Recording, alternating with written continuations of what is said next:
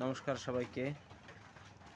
তো আজকে আমি ছোট একটা ভিডিও দিলাম আপনাদের মাঝে। তো এই ভিডিওটা তাদের জন্য যাদের 24 চ্যানেল বা 32 চ্যানেল বা 16 চ্যানেল যে মিক্সারগুলো আছে, মিক্সারগুলো যখন প্রবলেম হয়ে যায়, অনেকে আছে পাওয়ার সাপ্লাই তখন কি করে চেঞ্জ করে ফেলাইতে চায়, কিন্তু অনেক সময় বাজারে বা মার্কেটে আমরা পাওয়ার সাপ্লাই কিন্তু কিনতে পাই না, এবং নির্দিষ্ট মাত্রার যে ভোল্টেজগুলো প্রয়োজন হয় এখান থেকে আপনারা দেখতে পারতেছেন এই যে ভোল্টেজগুলো প্রয়োজন হয় সেই ভোল্টেজগুলো কিন্তু আমরা পাই না। এখন আমি আজকে যে কাজটা করছি এটা কিন্তু অনলি ছোট একটা মিক্সারের। তো বর্তমান আপডেট যার কারণে এই মিক্সারটা এখান থেকে যে ভোল্টেজটা এই মিক্সারের দরকার হয় এটা আসলে গ্রাউন্ড, এখানে 15 ভোল্ট, আর এটা কিন্তু শুধুমাত্র 15 ভোল্ট, মানে এই দুইটা ভোল্টেজেই কিন্তু এটা চলে। তো এটা একটা ছোট, এটা আমি আপাতত বাম পাশে রেখে দিলাম। আর এই যে পাওয়ার সাপ্লাইটা আছে এটার কিন্তু বিভিন্ন ধরনের ভোল্টেজ কিন্তু প্রয়োজন। এই যতগুলো পিন দেখতেছেন আপনারা এর কিন্তু প্রত্যেকটার এক একটা ভোল্টেজ আছে, এই ভোল্টেজগুলো কিন্তু দরকার হয় একটা মিক্সারে। তো এটা হচ্ছে 32 চ্যানেল একটা মিক্সারের, 32 চ্যানেল অথবা 24 চ্যানেল দুইটাই কিন্তু একই রকমের পাওয়ার সাপ্লাই বেশিরভাগ চলে, বিশেষ করে ইয়ামা যে মিক্সারগুলো আছে। এখন এই পাওয়ার সাপ্লাইটা মার খেয়ে গেছে। তো মার খেয়ে যাওয়ার প্রধান যে কারণ সেটা হচ্ছে এই যে অসিলেশন আইসিটা। টেকনিশিয়ান ভাইরা অবশ্যই জানেন যে এই অসিলেশন আইসিতে কোনো নাম্বার নাই, যে নাম্বারটা ছিল নাম্বারটা কিন্তু ঘষে মেজে উঠায় ফেলাইছে, যার কারণে এই পাওয়ার সাপ্লাই এই আইসিটা ছাড়া সম্পূর্ণ কিন্তু অচল। এখন অনেকে আছে মনে করেন যারা পাওয়ার সাপ্লাই কিনতে যায় মার্কেটে, এক একটা পাওয়ার সাপ্লাই 3500-4000 টাকা দাম নেয়।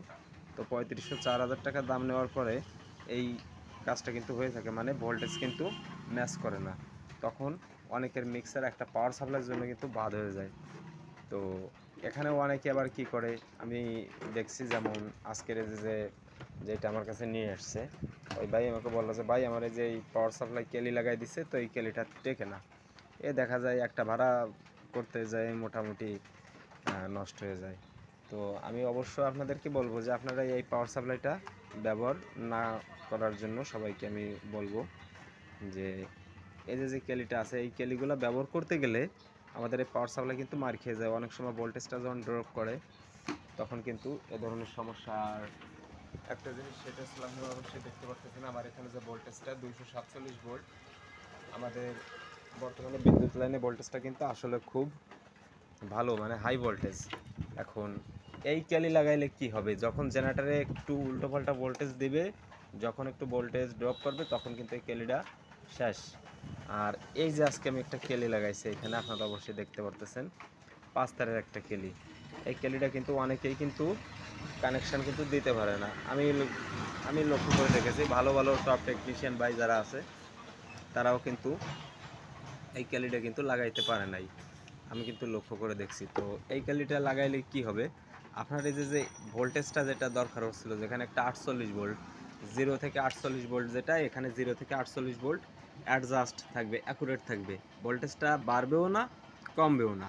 আবার যেখানে আপনার 15 ভোল্ট দরকার হচ্ছে প্লাস 15 ভোল্ট, সেইখানে আপনার প্লাস 15 ভোল্টই পাবেন। যেখানে মাইনাস 15 ভোল্ট সেখানে মাইনাস 15 ভোল্ট পাবেন। যেখানে 12 ভোল্ট প্লাস 12 ভোল্ট সেখানে প্লাস 12 ভোল্ট, মানে এটার কিন্তু কোনো ভোল্টেজ ড্রপ করে না।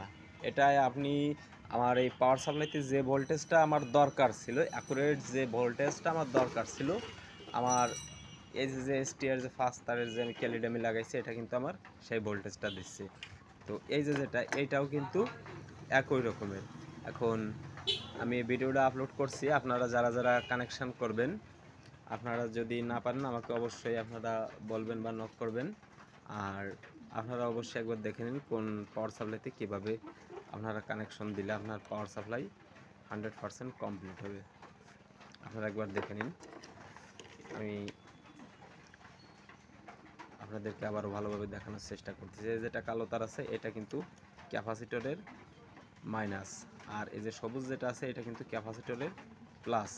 আর এইটা যেটা আছে এই যে আমার এই যে কয়েলটা, আমার এই যে চপারের যে কয়েল, আমরা ফার্স্ট প্রাইমারি এটা ধরে নেই আর ফার্স্ট সেকেন্ডারি এটা ধরে নেই। এটা কিন্তু আমার প্রাইমারি, কিন্তু এটা কিন্তু আপনার এদিক থেকে যে অক্টোকাপলার থেকে হয়ে যে ভোল্টেজটা আসে, আমার সেই অক্টোকাপলার ভোল্টেজ কিন্তু এখানে কিন্তু কন্ট্রোল করে, এখানে কিন্তু মেজারমেন্ট করে। তো আমি লাগাইলাম কি, আমি কালো যে তারটা আছে এটা লাগালাম ক্যাপাসিটরের মাইনাস প্রান্ত, এই যে, আর এই যে যেটা আছে এটা লাগালাম প্লাস, আর এই যে হলুদ যেটা লাগাইছি এটা কিন্তু আমার এই ঠ্যাঙে লাগাইছি, এই ঠ্যাঙে, এই যে এটা তো এটা লাগাইলাম। আর অক্টো কাপলারের এই যে যে পিনটা আছে এই পিনটা কিন্তু এখানে লাগাইছি। আর এই তারটা কোথায় লাগাবেন, এইটা অক্টো কাপলারের ফার্স্ট একটা আসলো, ফার্স্ট যেটা ওই যে আমি আপনাদেরকে বলছিলাম প্রাইমারির এই যে সেকশনটা, প্রাইমারির এ এক সেকশন, 1 নম্বর সেকশন, এ হলো প্রাইমারির দ্বিতীয় সেকশন। তো দ্বিতীয় সেকশনের আমার এই একটা পিন গেছে অক্টো কাপলারের এইটা, আর দ্বিতীয় যেটা আইছে এখান থেকে এখানে আইছে, এখান থেকে একটা ডায়োড আইছে, এখানে ডায়োডের এই প্রান্তে আমি কিন্তু লাগাই দিয়েছি। আমার পাওয়ার সাপ্লাই কিন্তু কমপ্লিট রেডি হয়ে গেছে।